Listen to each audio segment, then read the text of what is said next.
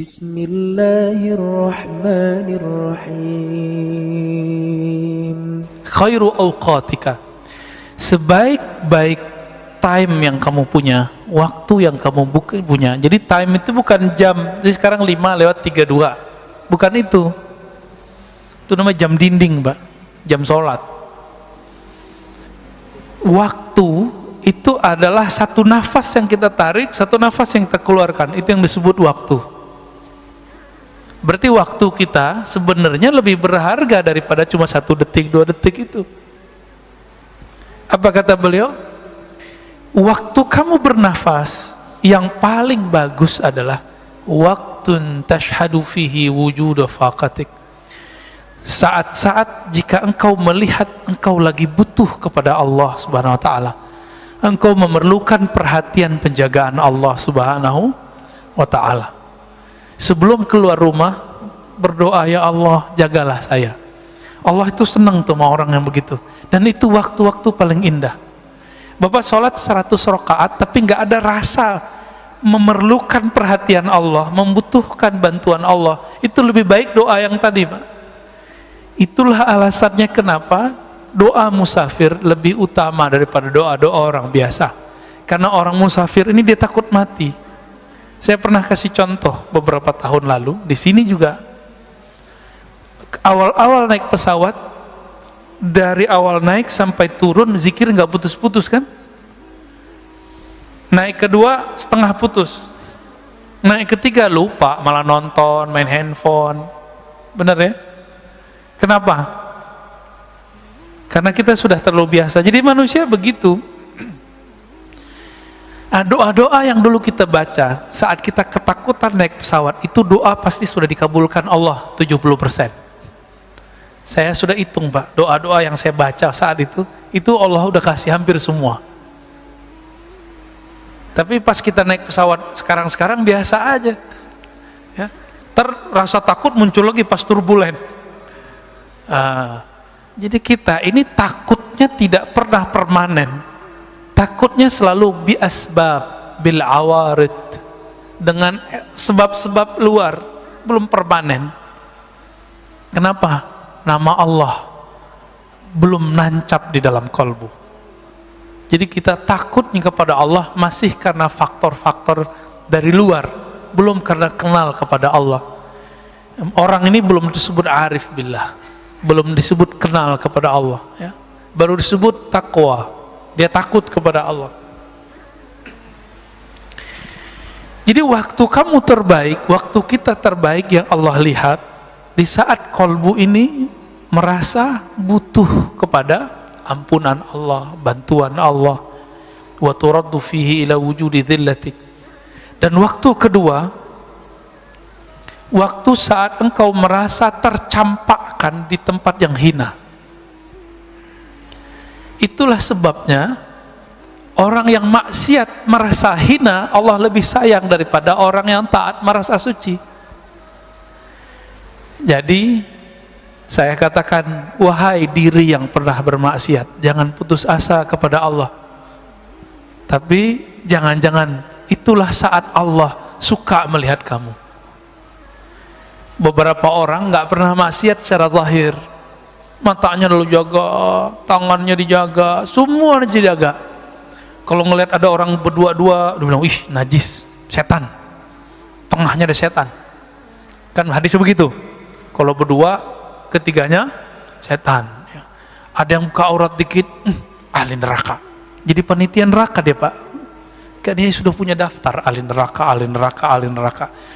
Maka Islam yang dia kenal, Islam neraka. Ini orang begini ini berbahaya, sangat-sangat berbahaya.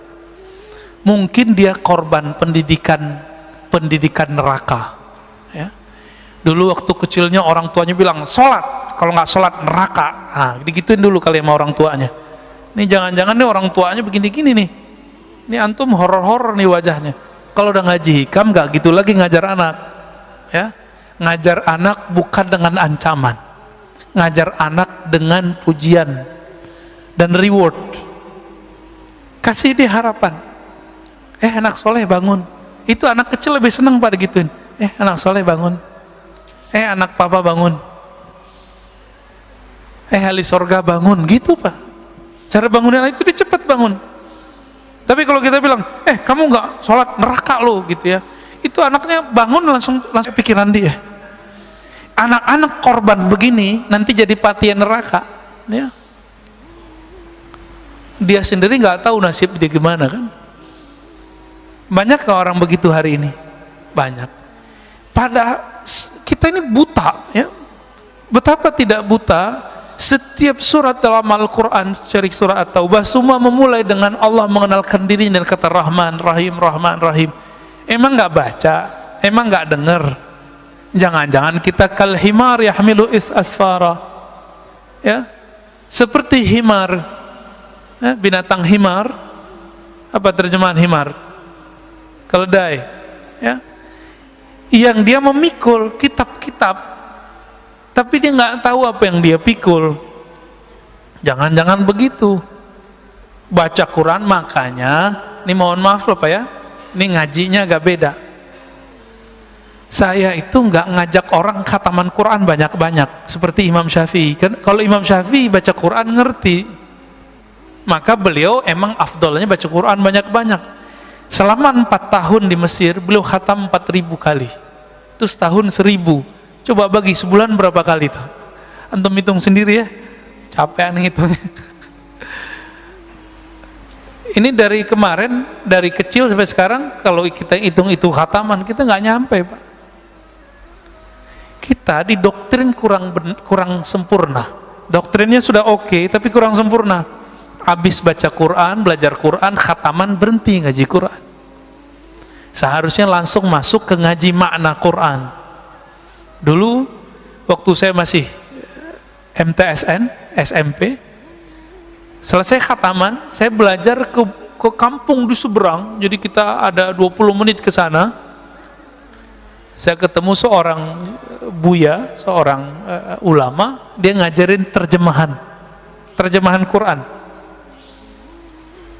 Setiap Rabu, malam Kamis kita belajar nerjemah. Karena keberkahan itulah saya bisa baca kitab sekarang. Ya. Padahal nggak nyantri seperti teman-teman pesantren ya. Saya nggak nyantrinya di surau aja, pindah surau gitu-gitu aja udah. Nggak pernah nyantri seperti teman-teman kecuali setelah kuliah. Pas kuliah baru saya masuk pesantren. Ya. Tapi teman-teman di pesantren karena korban pendidikan kurikulum neraka, ya, kurikulum ikop, dikit-dikit diikop, akhirnya udah nyantri 6-7 tahun nggak bisa baca kitab. Karena sekolahnya tegang. Sekolah itu harus tenang, anak-anak terus cinta. Jadi ketika beberapa tahun setelah saya bisa baca kitab, teman-teman yang belajar kitab nggak bisa baca kitab Pak dari pesantren. Nanya, enti kok bisa baca kitab? Tipsnya apa? Jawaban saya cuma satu, cinta. Kamu sudah cinta belum dengan kitab yang kamu pelajari? Sudah cinta belum dengan guru yang ngajarin kamu? Jadi saya nggak pernah ngapalin Pak selama berapa tuh ya, 6 tahun itu bahasa Arab nggak ngapalin. Anak kelas 3 ya, mau mereka ujian, itu mereka datang mau murojaah kitab dengan saya. Padahal kita baru kelas 1 dan kelas 2. Apa rahasianya? Cuma cinta. Saya cukup ingat kitabnya, ingat guru yang saya sukai itu, bukan cinta fisik. Cinta ilmunya. Itu langsung ingat semua terjemahannya, maknanya, lembaran-lembarannya. Maka kalau ingin mengajari anak supaya pinter, jangan diajari dengan ancaman. Ajari dia mencintai ilmu yang dia pelajari. Baik. Jadi kapan saat-saat yang paling Allah suka? Bukan saat kita puasa 1000 kali, puasa 1000 hari, sholat 1000 rakaat, enggak. Allah sangat suka kepada hamba 2 saat. Pertama, saat dia menyaksikan si hamba itu butuh kepada Allah. Berarti Allah ini sangat suka jika hamba itu bermanja-manja kepadanya. Apakah sudah bermanja-manja kepada Allah malam tadi? Belum ya? Kita merasa kita pinter ya, hebat, saya bisa lo tahajud. Orang begini Allah nggak suka lihat, Pak. Tapi ketika dia bangun, alhamdulillah ya Allah, Engkau bangunkan aku. Ketika sujud dia mengatakan, ya Allah, malam ini banyak orang yang tidak bisa sujud. Sekarang Engkau takdirkan, Engkau gerakkan kepalaku untuk sujud. Dibaca ayat, dia katakan, ya Allah, lidah ini banyak dosa, tapi Allah izinkan membaca namamu. Nama Allah berat nggak? Saya udah pernah nyebut ini, Pak. Nama Allah berat nggak? Kurang berat apa? Nama ini jika ada di bumi, satu orang jadi bumi nggak jadi kiamat. Maka orang yang paling sakti di dunia bukan orang yang kebal, bukan orang yang pindah tempat sesaat. Orang paling sakti di dunia, orang yang di kolbunya ada nama Allah. Allah itu. Semakin banyak nama Allah di kolbu, semakin orang ini sakti di sisi Allah, bukan di sisi makhluk Allah. Jadi antum itu nggak sakti kalau nggak bisa nahan kiamat. Kalau cuma bisa nahan-nahan debus doang mah biasa itu. Ya.